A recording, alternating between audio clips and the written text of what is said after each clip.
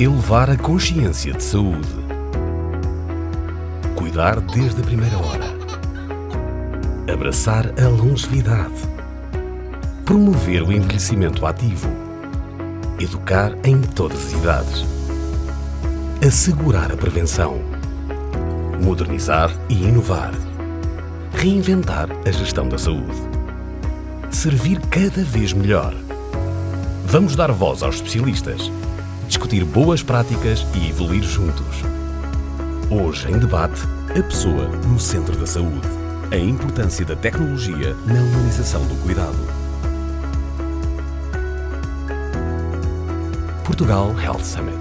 Uma iniciativa Luzia da Saúde, Jornal de Negócios e Sábado. Com o apoio Siemens Healthineers. Saiba mais em portugalhealthsummit.negocios.pt. Então, muito boa tarde. Estamos a terminar uma tarde muito interessante de conversa sobre o paciente no centro da saúde. Como há pouco ouvimos,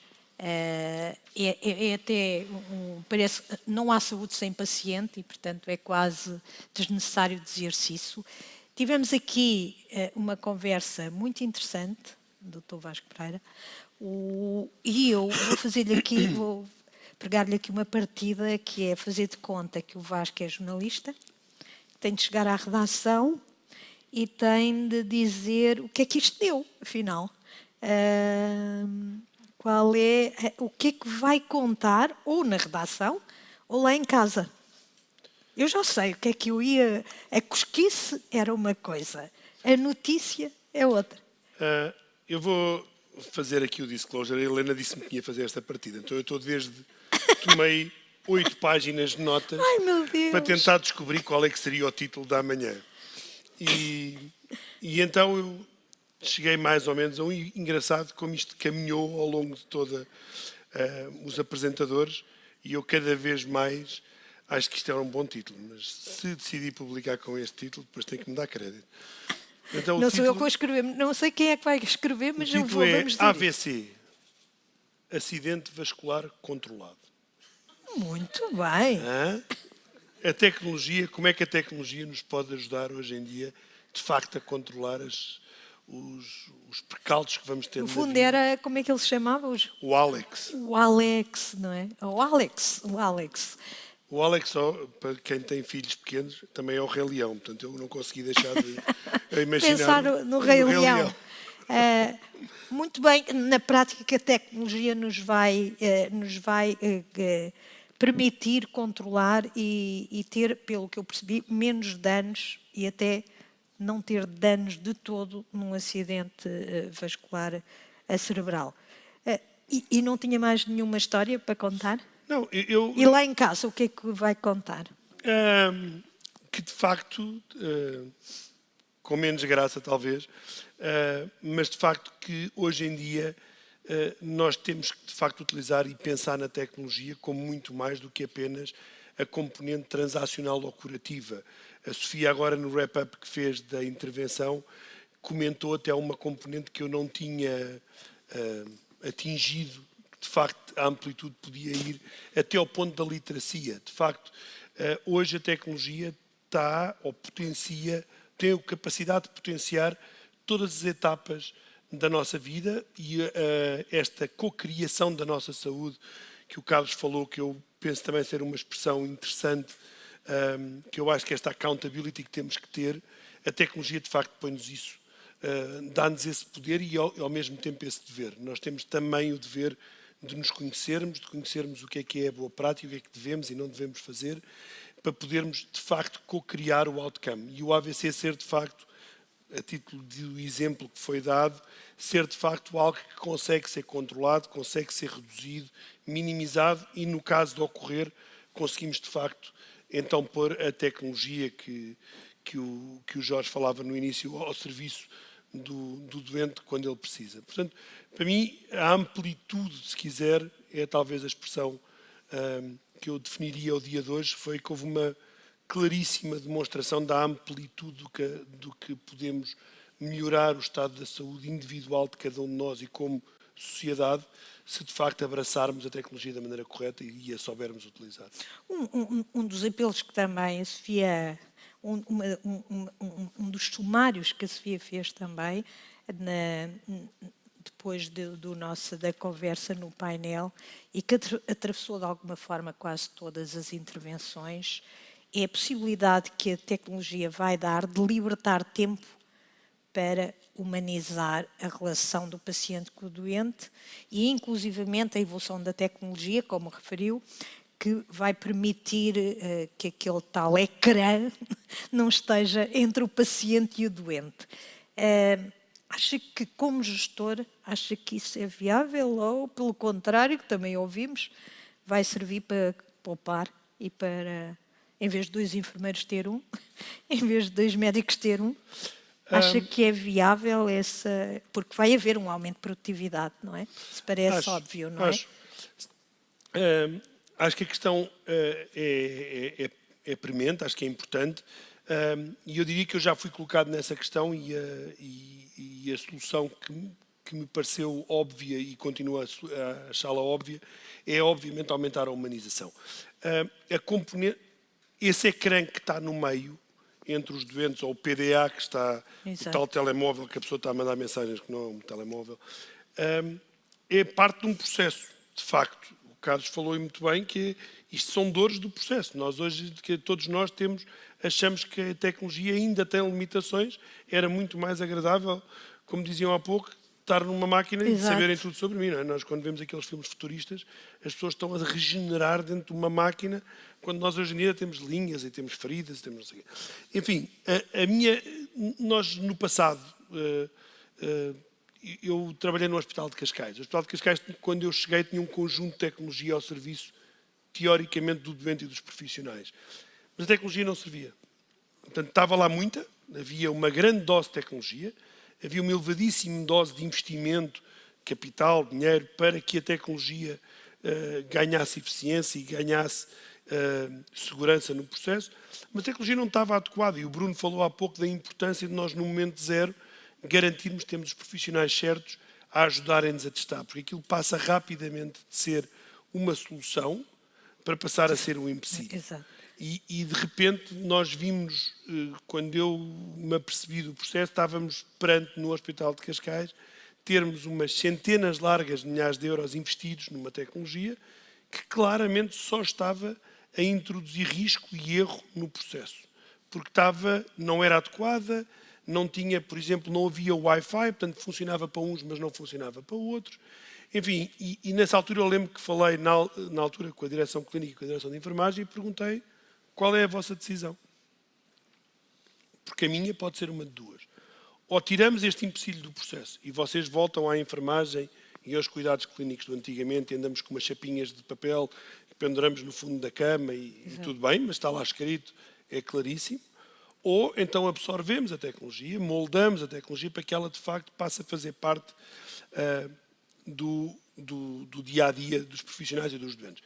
Fizemos-lo, acho eu, muito bem feito, e depois, quando eu, muito orgulhoso, fui mostrar aquilo a um congresso internacional de tecnologia, a dizer: reparem o que é que nós fizemos, viemos daqui, passámos por ali e olha onde acabámos. A primeira pergunta, isto acerca da humanização, que o responsável dessa sociedade de tecnologia me fez foi: so what? Eu digo: so what como? Então, está aqui. Ele disse: mas está bem, o que é que fizeste com isso? O que é que eu fiz? Então, mas eu ganhei isto tudo, eu sou mais eficiente, não tenho erros, tenho mais tempo. Ele diz: está bem, mas como é que tu traduzes isso num ganho para o doente? Como é que o doente vê isso? Exato. Então, de facto, o que nós passámos foi horas de interação com o doente. Então, redesenhámos todo o processo de enfermagem. Para que o processo Mas regressou da conferência para redesenhar tudo? Para redesenhar o processo de enfermagem e, de facto, criar um processo montado em cima das horas livres que nós tínhamos criado no processo.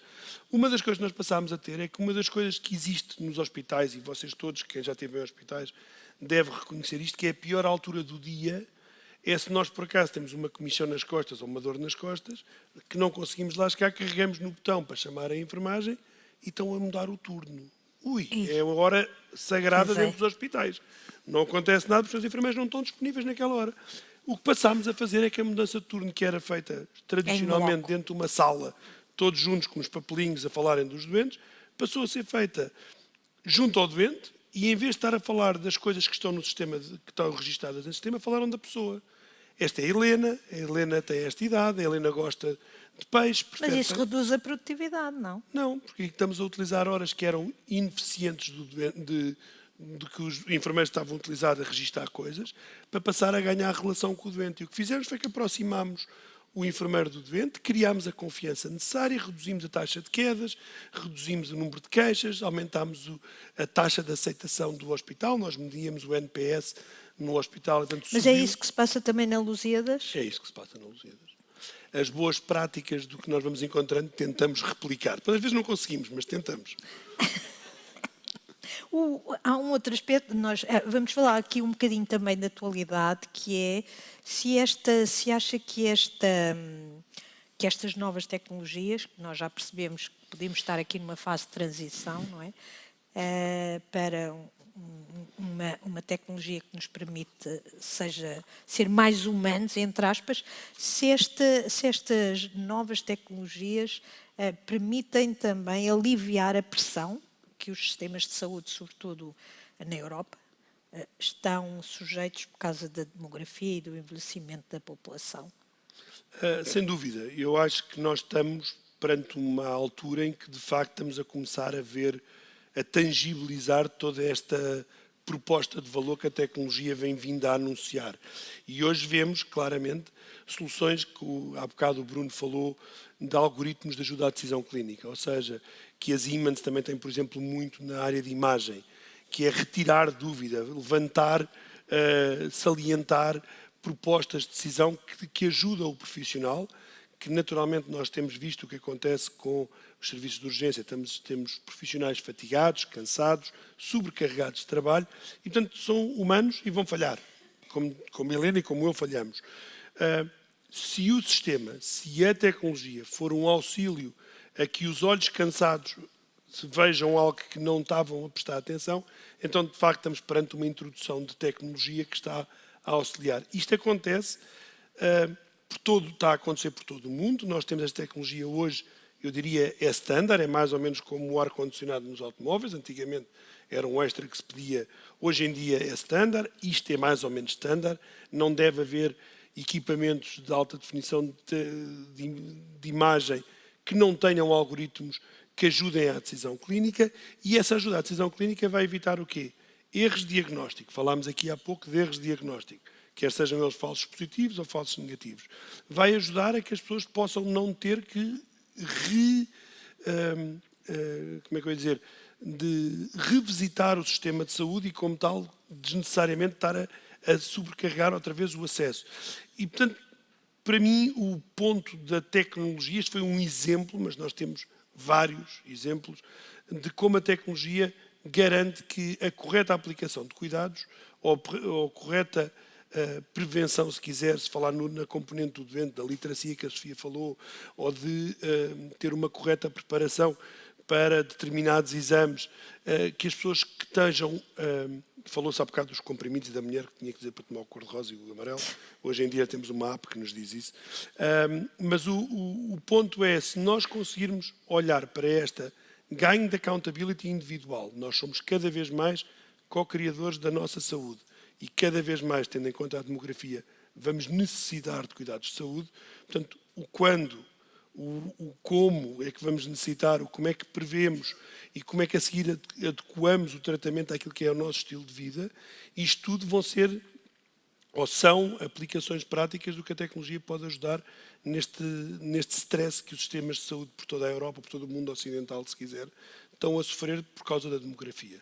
Portanto, e no curto prazo, este problema que nós todos os dias vemos nas televisões, acha que no curto prazo pode haver algum contributo da tecnologia ou vamos ter de passar aqui por algumas fases até isto se aliviar?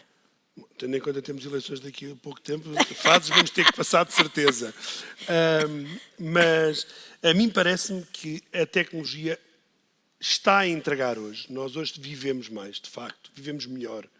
Temos hoje diagnóstico muito mais accurate, muito mais acertado, preciso, dirigida a nós próprios, aquilo há bocado Que é a tal medicina de precisão. Hoje a medicina é quase toda de precisão, quer dizer, não há um protocolo que seja aplicado sem conhecer o doente e a tipologia do doente, quer dizer, isso é algo que hoje é quase inaceitável. Nem o há bocado falava-se do senhor que levava o Excel com o pico da dor, não é? Portanto, tudo é aplicado à pessoa. Portanto, a medicina de precisão existe. Pode estar mais ou menos aplicada, pode estar mais ou menos, se quiser, conhecida, mas cada vez mais temos a nossa medicina. Agora, o que me parece que nós temos cada vez mais a ganhar é a accountability individual, que eu acho que eu continuo a ver a dimensão da obesidade, a dimensão de fumadores, a dimensão de abuso de sal.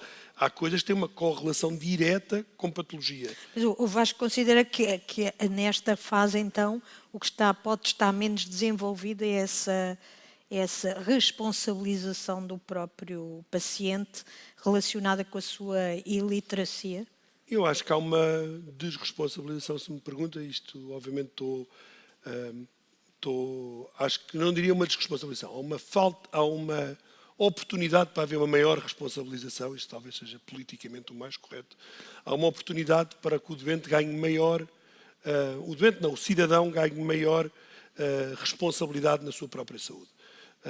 Acho que temos um conjunto de patologias que o grau de incidência em Portugal e mesmo no mundo ocidental poderia claramente ser diferente se individualmente as práticas fossem diferentes. E é favorável a que a tecnologia também contribua para isso? Eu sei que não é bem na área do setor da saúde que isso pode vir a acontecer, mas, por exemplo, na ligação com o setor segurador, isso é perfeitamente possível. Claro, aí já estamos a falar numa ótica muito mais coerciva de aplicação ou de criação de rácios.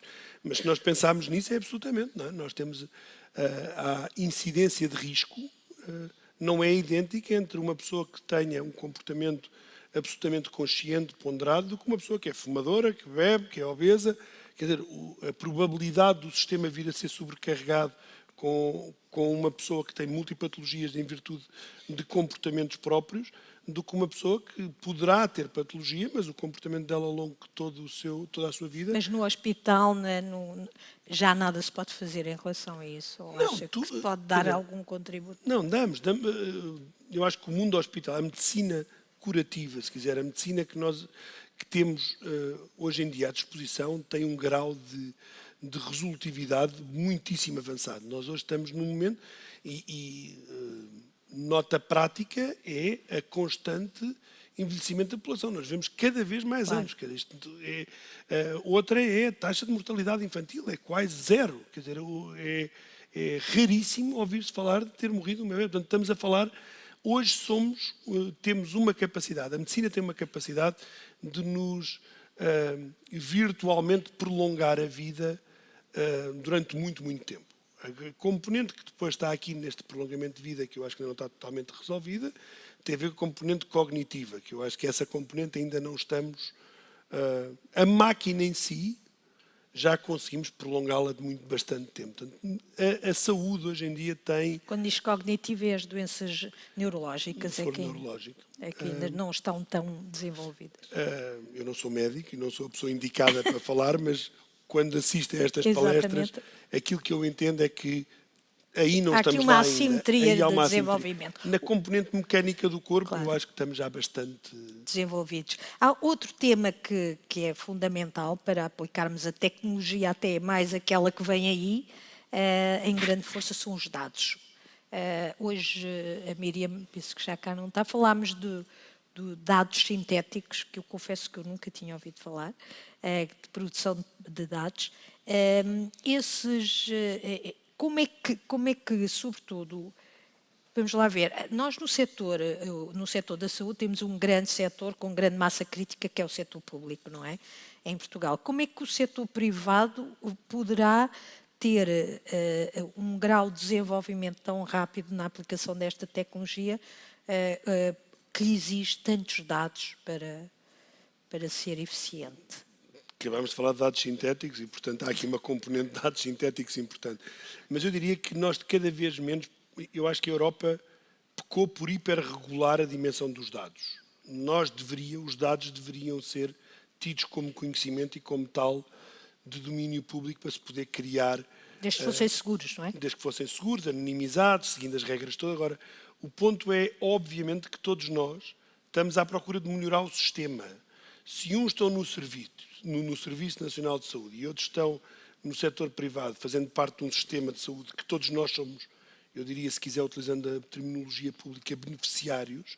Portanto, o objetivo é que todos nós pudéssemos aceder e construir em cima disto. A academia tem feito um enorme esforço para que este tipo de bem, que são os dados de saúde, sejam de facto, eu diria, fundidos por um grande data lake para que possam ser trabalhados. Mas o Vasco considera que pode ser um condicionamento ao desenvolvimento das novas tecnologias na área da saúde? A falta de dados?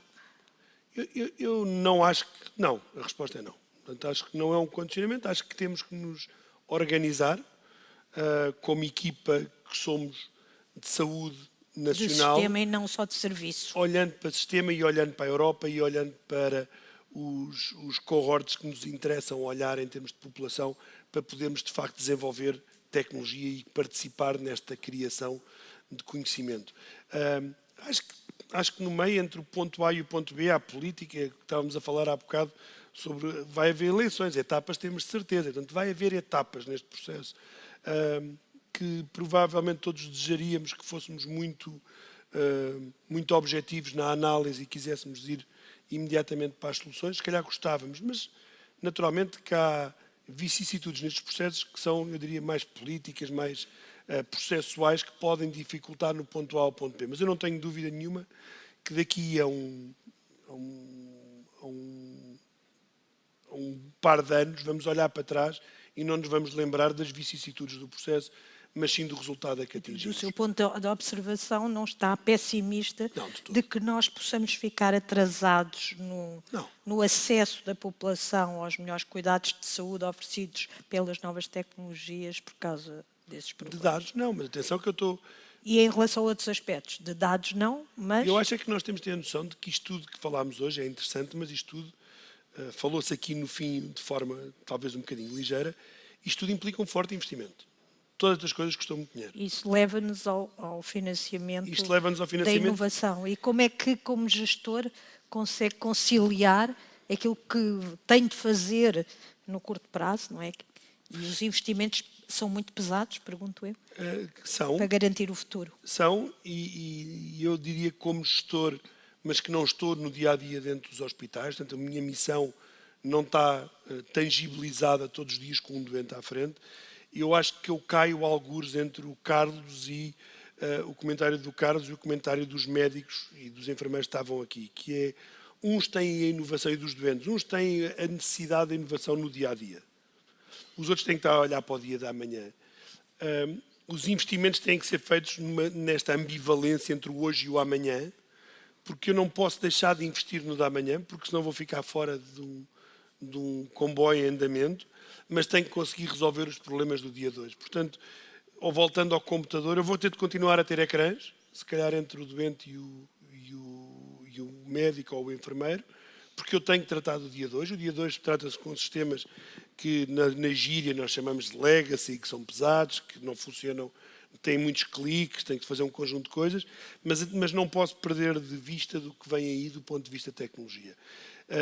A parte, se quiser, tangível tem sido, até recentemente, até introduzirem este tema, até termos conseguido descobrir que podíamos fazer muito com os dados e com a inteligência artificial, era muito tangibilizado em máquinas, em equipamentos, em hardware, se quiserem, em coisas tangíveis. Agora estamos numa fase que é a qualidade da informação e o que a inteligência pode contribuir para aumentar a qualidade da informação e, como disse a Miriam ali, filling the gaps, não é? Que estava ali um conjunto de informação que faltavam bocados e a inteligência artificial consegue ajudar a contribuir para preencher. Agora estamos nesta fase. Esta fase é um pouco mais complexa porque não sabemos exatamente onde é que estamos a investir. Não é tão claro. Antes era comprar um TAC, uma ressonância, uma coisa qualquer.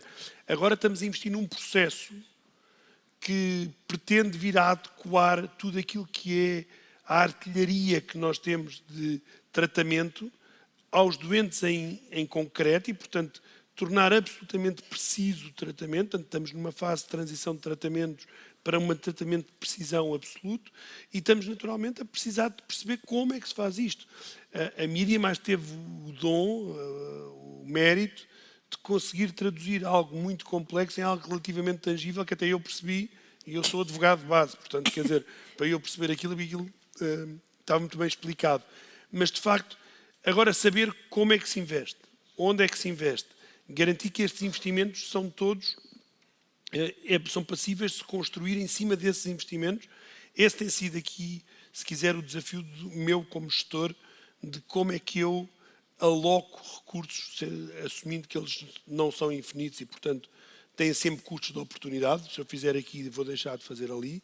Como é que esta escolha é feita? E essa escolha tem sido rodeando pessoas como a Miriam, que nos ajudam a tomar decisões, não esconde, a falhar, portanto, a falhar nos investimentos, a fazer investimentos que muitas vezes vou ter que os deitar fora porque não consegui pegar nele e construir em cima, e a garantir que aprendi com este erro e que não volto a cometê-lo.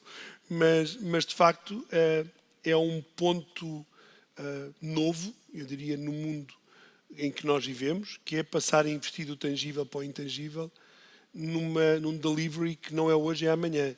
Enquanto nós estávamos aqui sentados, não sei se as pessoas mais atentas repararam, mas saiu no Expresso Online uma notícia que Santa Maria avaliou o ChatGPT relativamente à aplicação concreta a um doente e deu-lhe um mero suficiente. Portanto, quer dizer, teve pior nota de um conjunto de coisas da inteligência a ler os diários clínicos e a concluir, não teve uma nota brilhante. Portanto, nós estamos numa fase em que a tecnologia está a chegar, sim, tem um potencial enorme, salto, mas é como a Tesla, não é? Que também se conduz sozinho, mas tem ali um conjunto de questões que nós temos que saber. Mas à partida parece existir já algum consenso de que esta nova tecnologia vai precisar de muitos dados.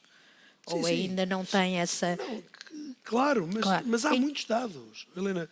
E esse não é o problema. Eu não penso que seja o problema. E então, hoje qual é que é para si, neste momento, estamos mesmo a terminar a nossa conversa, a prioridade nos investimentos neste domínio? A nível sistémico, para o sistema de saúde. Para olhar para o médio e longo prazo. Na urgência já sabemos, temos de ter pessoas para satisfazer, não é? Agora, no médio e longo prazo, no médio e longo prazo, exatamente, olhemos para o estratégico para que ninguém fique para trás, primeiro, não é? E, de facto, aquilo que me parece absolutamente necessário é que passemos a olhar para a prevenção como parte integrante da solução do problema das urgências, se quiser. Agora, falando no tema das urgências. Sim. Nós temos que ter cuidados de saúde primários, cuidados de saúde e não de doença, que de facto funcionem e que sejam abrangentes. Nós temos que garantir que as pessoas mantenham-se saudáveis e que não ficam doentes e assim criar sustentabilidade para o sistema. Tratar doença, e isso temos muita literacia, muita literatura que nos diz, tratar uma doença por cada grau mais avançado da doença torna-se exponencialmente mais caro e torna-se o grau de probabilidade de sobrevida e de qualidade de sobrevida cada vez mais baixo. Portanto, isto é a solução para a urgência que temos neste momento. O investimento em saúde que temos que fazer é um investimento claramente em prevenção, em saúde. Obviamente que nós vamos ter que continuar a ter hospitais, vamos ter que continuar a ter tratamento, a viver a tecnologia no dia de hoje, mas sem perder de vista aquilo que é a capacidade potencial toda esta panóplia, toda esta quantidade de ferramentas que a inteligência artificial nos vai trazer e nos vai colocar ao dispor. Portanto, para mim era prevenção, por um lado, e investimento em inteligência artificial e em dados e em conseguir preparar-nos para o potencial que os dados vêm, o potencial que os dados nos podem trazer. Porque, de facto, hoje ainda não estamos lá, hoje ainda não temos essas ferramentas totalmente disponíveis, mas eu tenho a ideia que isto vai ser um processo evolutivo e não um processo de Big Bang. Ou seja, nós não vamos ter, de repente, agora temos tudo e antes não tínhamos nada. Vamos cada vez ter mais, como eu disse, no tema da imagem, por exemplo, estamos muitíssimo avançados, a imagem está altissimamente condensada, as máquinas estão de algoritmos de inteligência artificial que nos ajudam a criar ajudas à decisão clínica, temos processos que já estão moldados para a existência da inteligência artificial, temos medicina de precisão a ser aplicada hoje em dia com a ajuda da inteligência artificial. Portanto, hoje já temos um conjunto de, se quiser, rollouts desta inteligência artificial no dia-a-dia. Os Lusíadas, o atendedor dos Lusíadas é uma máquina de inteligência artificial que nós chamamos Luzi. Portanto, é um bot que se chama Luzi, mas que tem um comportamento humano, que está a aprender, cada vez está mais robusto e, portanto, está no nosso dia-a-dia. Amanhã estará com certeza mais preponderante e com outro tipo de impacto. Portanto, acho que temos de continuar a investir e em ter muita certeza de que a qualidade dos dados, aqui há bocado no início falou-se de qualidade de dados, a qualidade dos dados é crítica para a qualidade da solução. Portanto, temos que continuar a produzir dados de qualidade, temos que continuar a investir em linha com aquilo que este pitch que a inteligência artificial nos está a trazer. Agora, não esquecendo o dia de hoje. Portanto, claro. Muito obrigada, Dr. Obrigado, Vasco Pereira. Elevar a consciência de saúde. Cuidar desde a primeira hora. Abraçar a longevidade. Promover o envelhecimento ativo. Educar em todas as idades. Assegurar a prevenção. Modernizar e inovar. Reinventar a gestão da saúde. Servir cada vez melhor. Vamos dar voz aos especialistas. Discutir boas práticas e evoluir juntos. Hoje em debate, a pessoa no centro da saúde. A importância da tecnologia na humanização do cuidado. Portugal Health Summit. Uma iniciativa Lusíadas Saúde, Jornal de Negócios e Sábado. Com o apoio Siemens Healthineers. Saiba mais em portugalhealthsummit.negócios.pt.